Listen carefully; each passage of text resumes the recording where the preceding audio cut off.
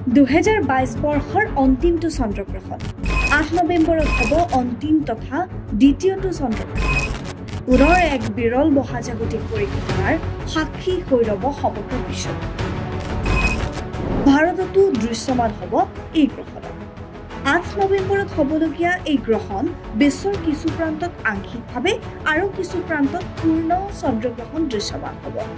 ভাৰতীয় সময় অনুসৰি সন্ধিয়া 5:32 আৰম্ভ হ'ব এই গ্ৰহণ অন্ত পৰিব সন্ধিয়া 6:18 প্ৰায় 44 মিনিট অব্যাহত থাকিব এই গ্ৰহণ ভাৰতৰ কেইবাখনো ৰাজ্যৰ কেইখনমান বিশেষ চহৰত দৃশ্যমান হ'ব এই গ্ৰহণ বিশেষকৈ শিলিগুৰি কলকাতা ৰাঞ্চি গুৱাহাটীতো দৃশ্যমান হ'ব অতি স্পষ্টকৈ এই চন্দ্ৰগ্ৰহণ উল্লেখ কৰিব লাগিব ভাৰতৰ সমান্তৰালকৈ এছিয়া মহাদেশৰ কেইবাখনো দেশ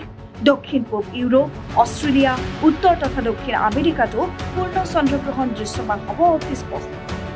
চীনৰ Beijing Sydney Melbourne Jakarta Washington DC San Francisco New York City Los Angeles Chicago Mexico City Canada Brazil Tokyo' আৰু নেপালৰ কাঠমাণ্ডুতো অতি স্পষ্টকৈ দৃশ্যমান হ'ব পূৰ্ণ চন্দ্ৰগ্ৰহণ